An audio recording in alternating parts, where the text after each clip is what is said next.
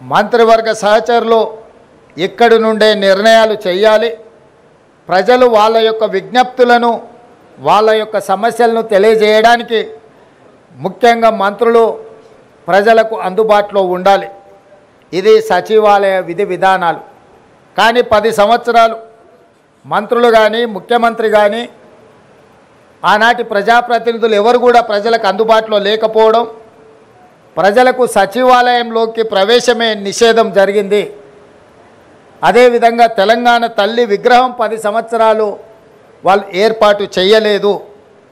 దాదాపుగా 22.5 లక్షల కోట్ల రూపాయల ఈ 10 సంవత్సరాలలో ప్రభుత్వం ఆనాటి ప్రభుత్వం ఖర్చు పెడితే తెలంగాణ తల్లి విగ్రహానికి అయ్యే 1 కోటి రూపాయలు అవుతుండొచ్చు మహా అంటే. అయినా వాళ్ళకు మనసు రాలేదు, తెలంగాణ తల్లి విగ్రహం పెట్టలేదు. ఈరోజు దేశం కోసం ప్రాణాలు అర్పించిన శ్రీ రాజీవ్ గాంధీ గారి విగ్రహం ఇక్కడ ఒక పక్కన డాక్టర్ బాబాసాహెబ్ అంబేద్కర్ గారి విగ్రహం, ఆ పక్కన శ్రీమతి ఇందిరాగాంధీ గారి విగ్రహం, ఆ పక్కనే పివి నరసింహారావు గారి విగ్రహం, ఇంకొక పక్కన అంజయ్య గారి విగ్రహం, ఆ పక్కన కాకా వెంకటస్వామి గారి విగ్రహం, వీళ్ళందరి విగ్రహాలు నెక్లెస్ రోడ్లో జైపాల్ రెడ్డి గారి సమాధులు, ఇవన్నీ కూడా ఈ దేశము ఈ రాష్ట్రము యొక్క ఏర్పాటులో కీలక పాత్రలు పోషించిన వాళ్ళ యొక్క గుర్తింపు ఆనవాళ్ళు ఇక్కడ ఉన్నాయి.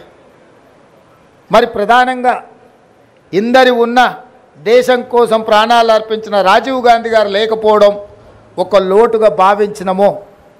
ఆ పక్కన అమరవీరుల స్తూపం తెలంగాణ కోసం అమరులైతే సచివాలయానికి అమరవీరుల స్తూపానికి మధ్యలో దేశం కోసం అమరుడైన రాజీవ్ గాంధీ గారి విగ్రహం ఉండాలి.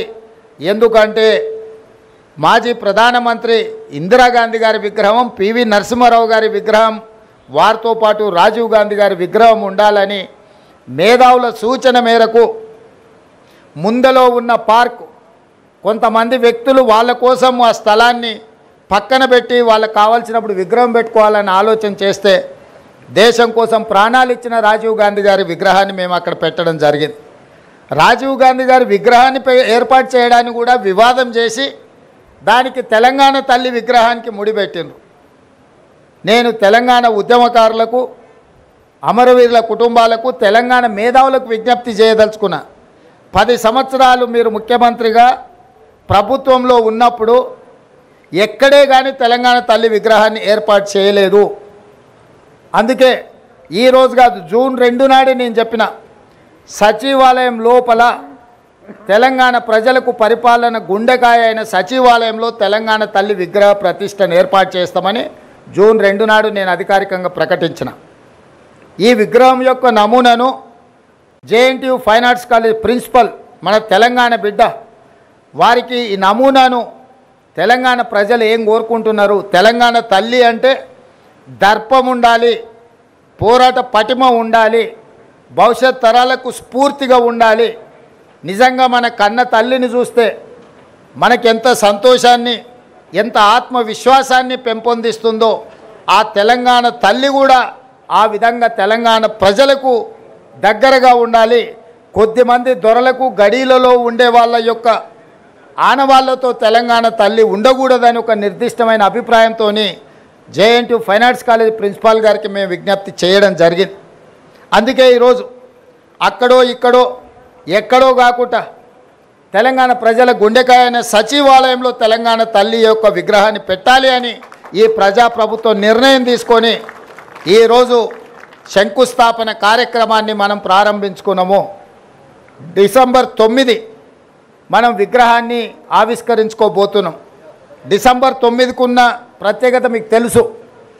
కేంద్ర ప్రభుత్వం యూపీఏ చైర్పర్సన్ శ్రీమతి సోనియా గాంధీ గారి నాయకత్వంలో ప్రధానమంత్రి మన్మోహన్ సింగ్ గారు, అదేవిధంగా కేంద్ర హోంశాఖ మంత్రి చిదంబరం గారు తెలంగాణ రాష్ట్ర ఏర్పాటు ప్రక్రియ ప్రారంభమైంది అని డిసెంబర్ 9, 2009 నాడు వారు ప్రకటించడం జరిగింది. అదే తెలంగాణ రాష్ట్ర ఏర్పాటుకు పునాది రాయి, అదే ప్రారంభోత్సవం తెలంగాణ రాష్ట్ర ఏర్పాటుకు ప్రక్రియ మొదలైంది. అదేవిధంగా మన నాయకురాలు తెలంగాణ రాష్ట్రం ఇచ్చిన శ్రీమతి సోనియా గాంధీ గారి జన్మదినం కూడా డిసెంబర్ 9.